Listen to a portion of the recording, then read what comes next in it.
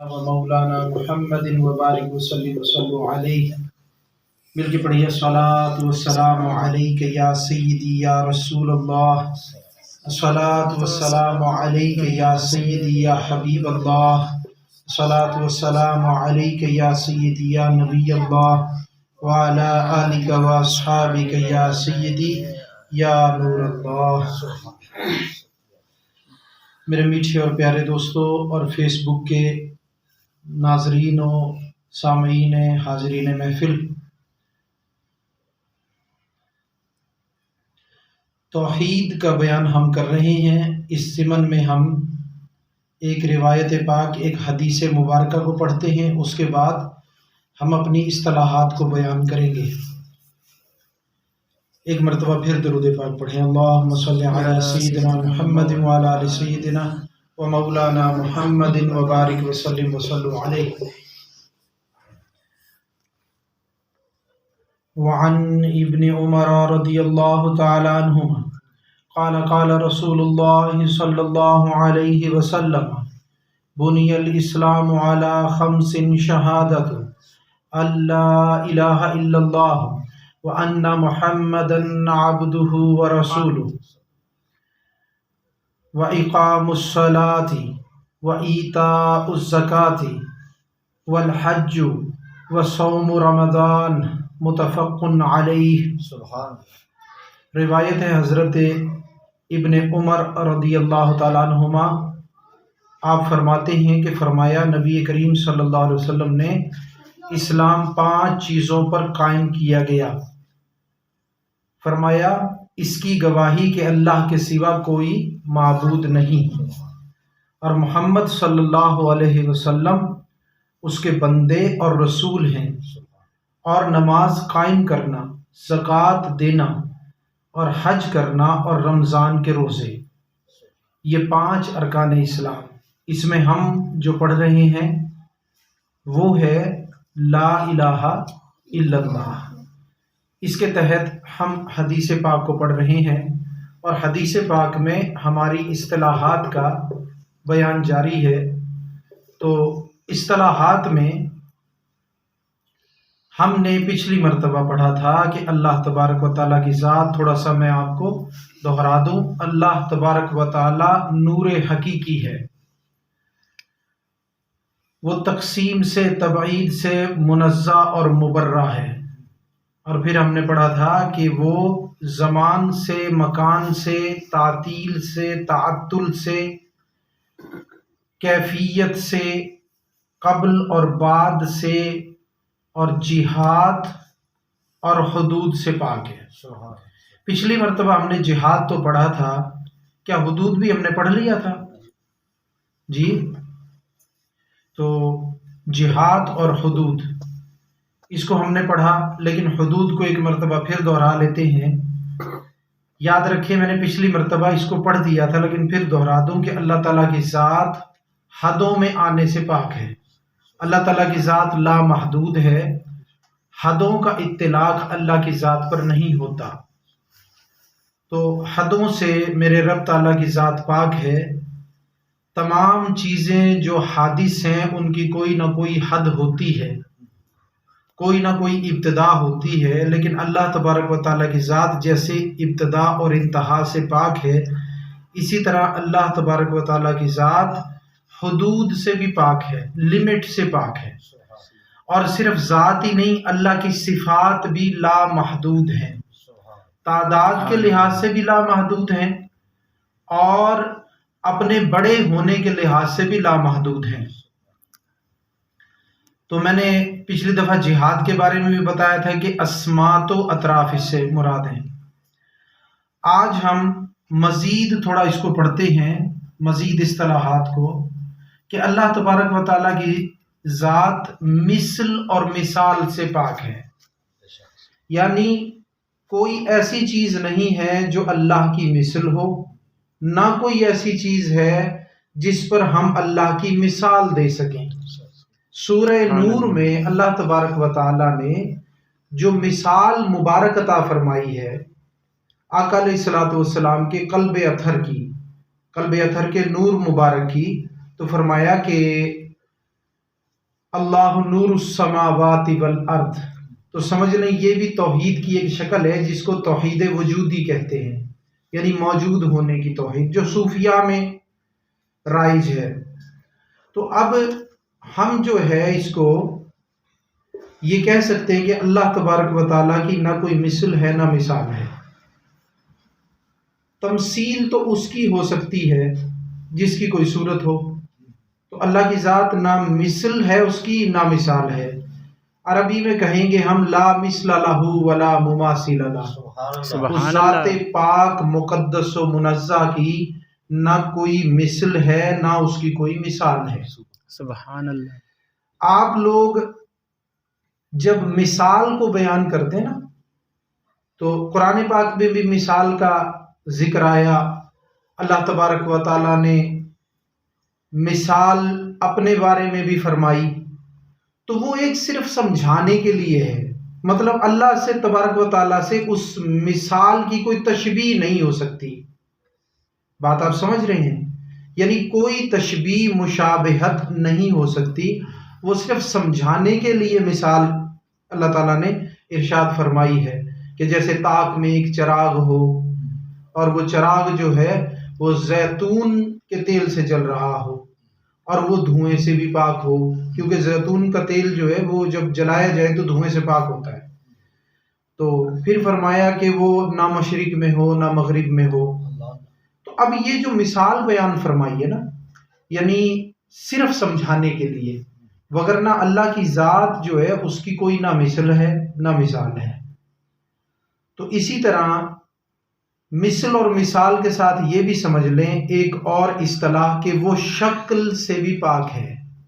شکل و صورت، جس طرح سے کچھ چیزیں شکل رکھتی ہیں، ہر چیز کی کوئی نہ کوئی حیت ہوتی ہے، تو اللہ تعالیٰ حیت سے اور شکل سے بھی پاک ہے۔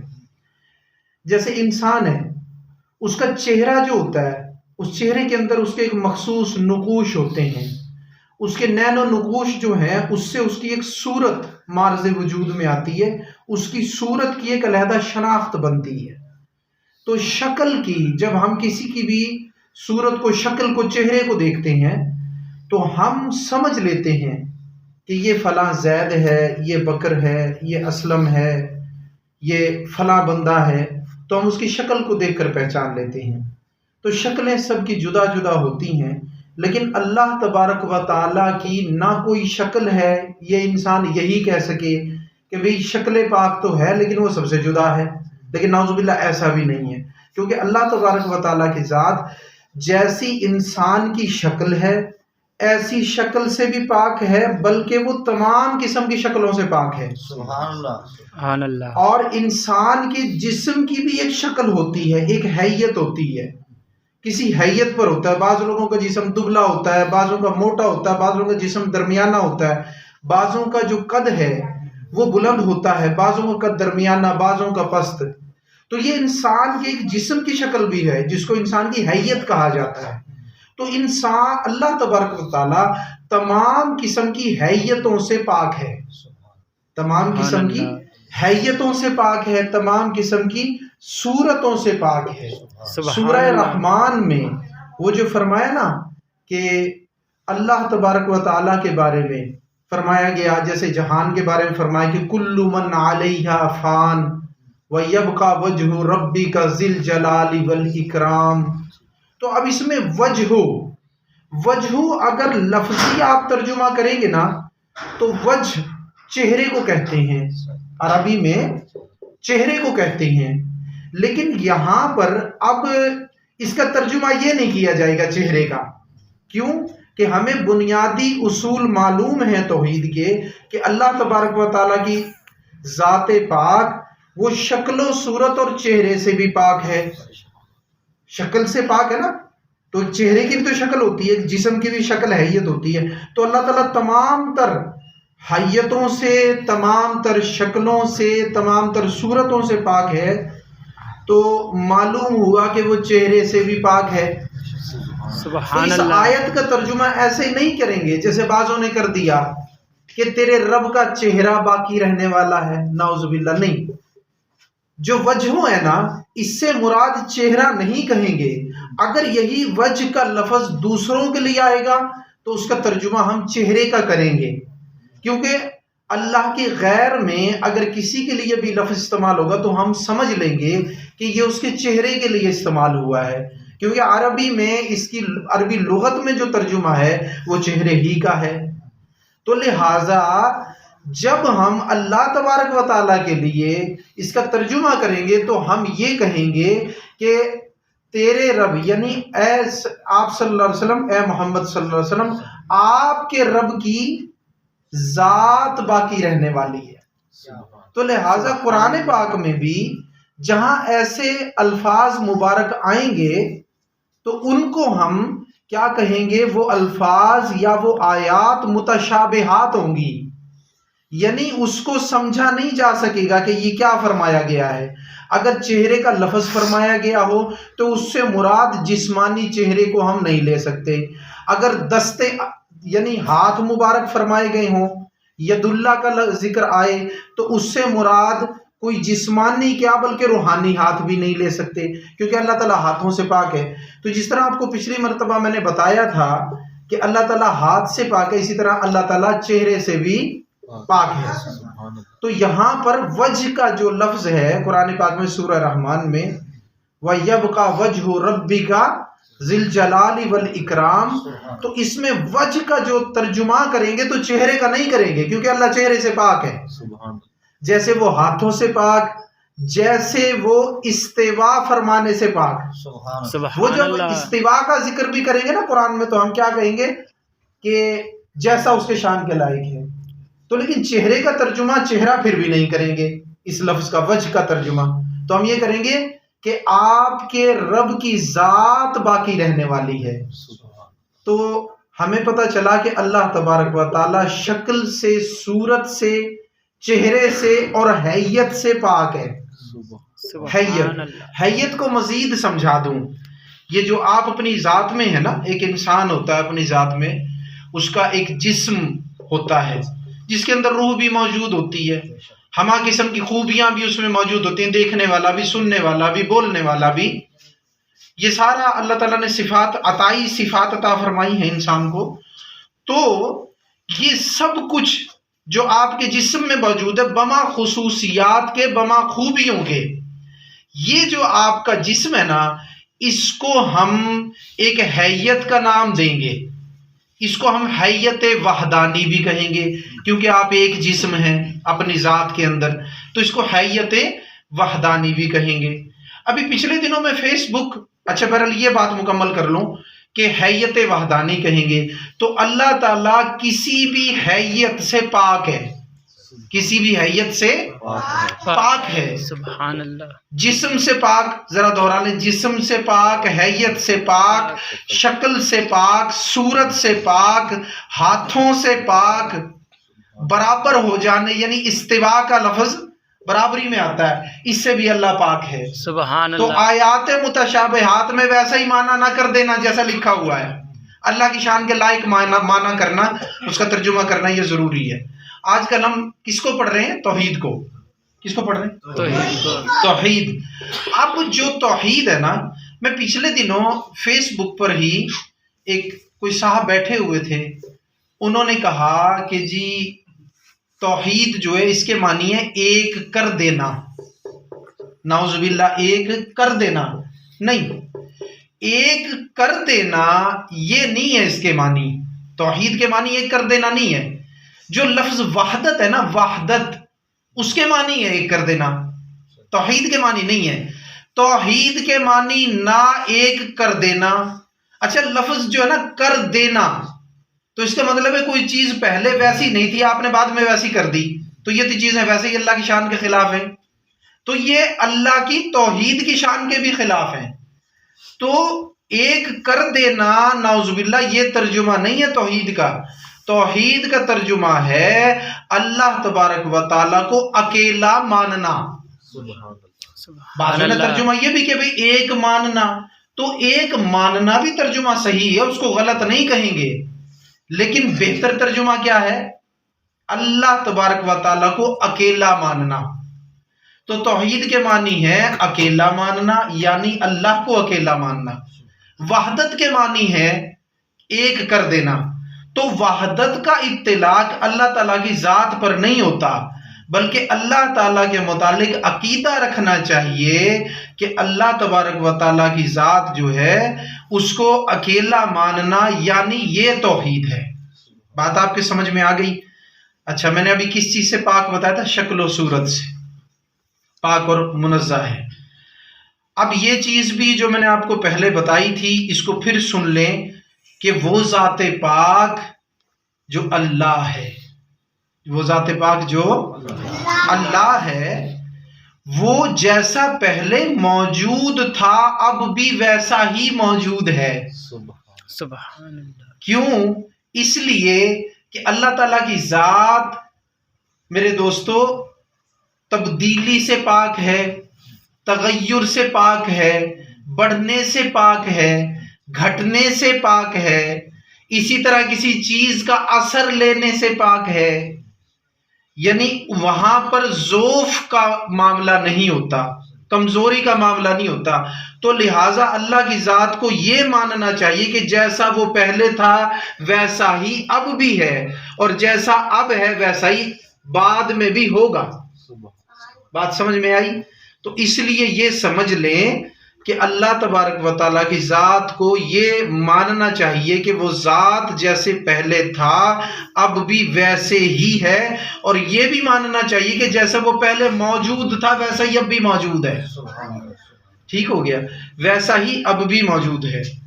حاجی دوست محمد صاحب قندھاری رحمۃ اللہ علیہ، آپ نے یہ جو جامع مکتوب تحریر فرمایا، ب میں آپ کی تحریر کو پڑھ رہا ہوں۔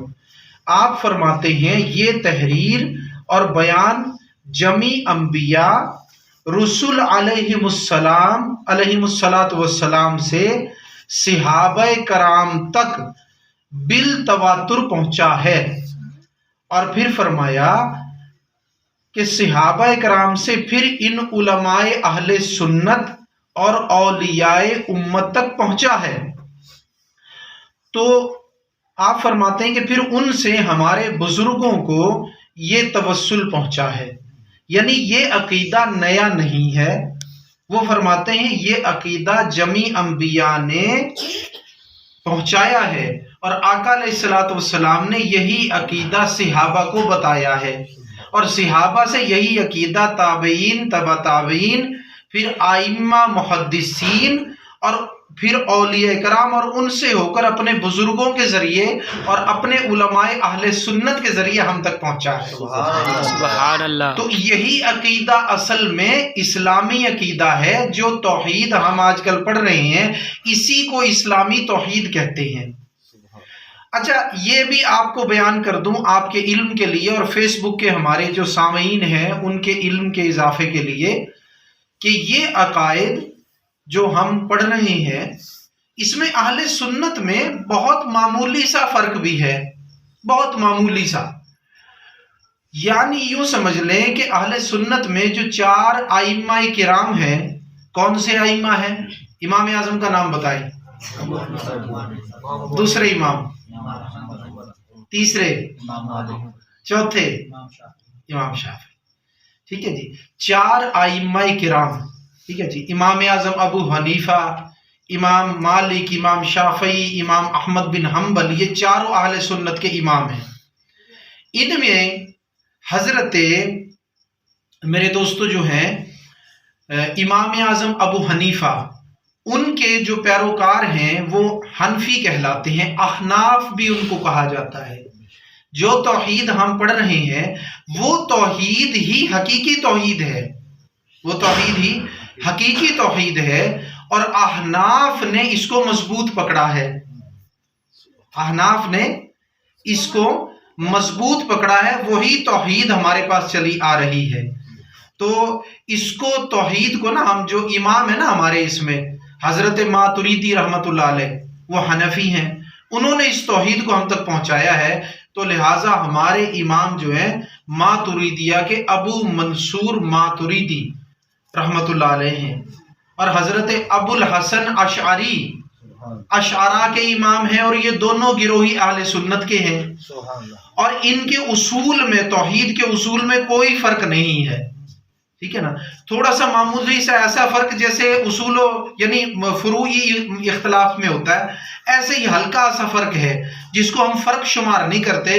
لہٰذا ہم یہ کہنے پر حق بجانب ہیں کہ اہل سنت کی یہ توحید جو ماتریدیہ اور اشعرا کی ہے، یہ متفقہ توحید ہے، یہ متفقہ توحید ہے.